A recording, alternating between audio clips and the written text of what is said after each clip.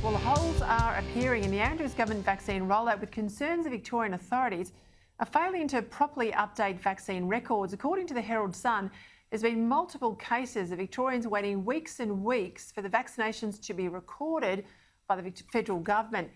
And it comes as it's been revealed that Victoria paid New South Wales almost $60 million to house its quarantine patients, or clients, we'll call them that, last year, all while, of course, paying $1 million a year in Victoria for empty hotels. To discuss this and more, I'm joined by my Friday panel from City host of Outsiders, Rowan Dean, and also from City social commentator, Prue MacSween.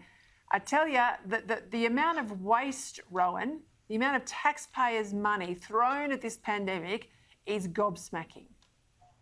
Yeah, it's the waste is gobsmacking, but the abrogation of duty is what really horrifies me about this, Peter. We seem to have everything upside down and back to front. The job of the state should be to rigorously collect all the most accurate data up to date as they possibly can on anything to do with COVID-19 and anything to do with the vaccines, for that matter. And instead, they put all their efforts into running around and arresting pregnant women and handcuffing people in organic food shops in New South Wales, rather than actually doing their job, which is to collect the data, because that's how we learn about this disease, and that's how we learn about the vaccines. And I'll just give you a couple of quick examples, Peter.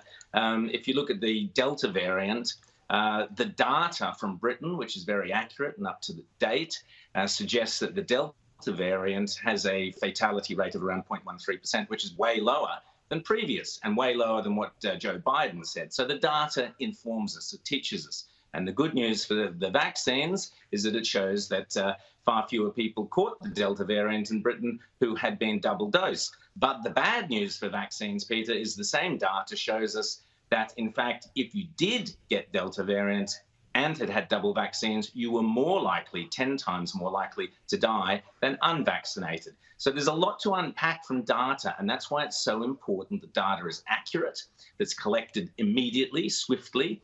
And we know also, for an example, Ausvac Safety in Australia, a government website that gets voluntary data from people after they've been vaccinated. We now know that up until July 4th, something like 47.5% of Australians, of the million or so Australians who did the survey, said that they had an adverse reaction. Now people need to know this. I bet you this will be covered on Outsiders on the weekend. I'll watch it as well. I want to go to Queensland, Prue. First it was my dog bit me, so I can't get the jab. Now it's my emails are broken, so you can't have them. This is a FOI request. And dear old Anastasia Palaszczuk is refusing to hand them over. Queensland Health is under fire because they're refusing to hand over the emails. These are the emails that she used to keep the borders shut. Should be allowed out there. They say Jeanette Young's emails have been corrupted. I do not fall for this, Prue. What about you? Not at all. In fact, when you talk about corruption, it's the corruption of a process. You know, we have to really wonder who is actually behind the corruption. This woman who is going to be governor has no credibility now, and we know that Palaszczuk hasn't. This whole government has been one that has been very selective with the truth. We know that both women were reluctant to even get vaccinated. They dragged the chain there. What kind of an example are they leading? And now they're now trying to hide behind processes. I mean, there's something like 90,000 public servants who work in the Queensland Government Health Department. Couldn't one of them have been able to sort out the emails? You know, this is just another particularly pathetic attempt by this government to hide the truth, to obfuscate and just spin, and that's how they operate.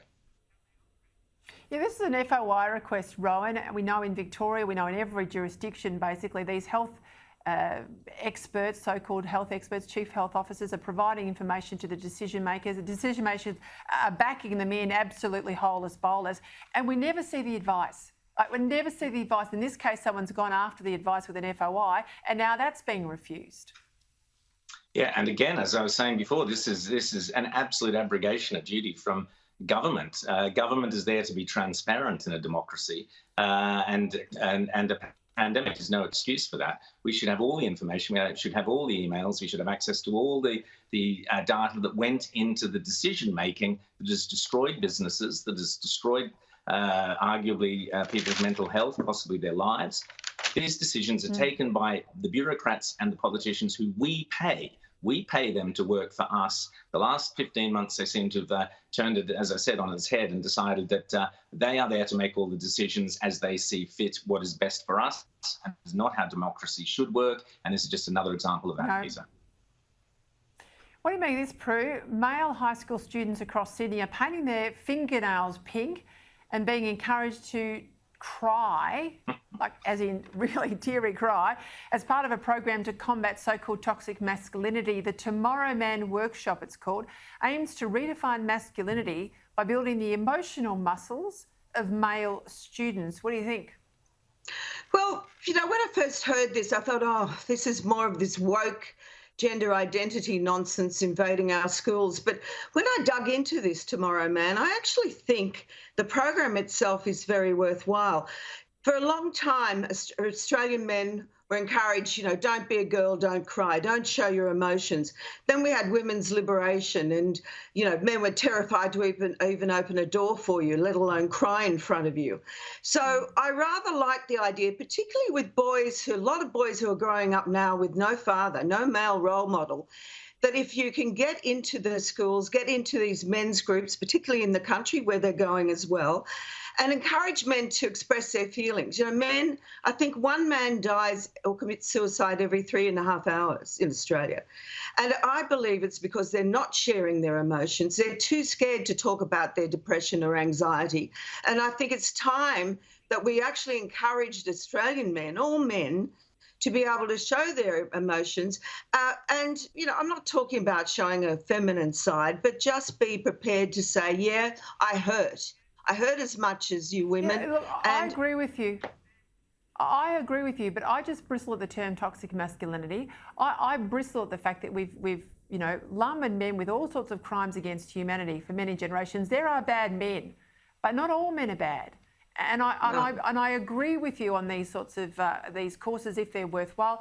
But we can't drag down all men, can we, Rowan? No, we can't. And this idea of toxic masculinity is just an obscenity.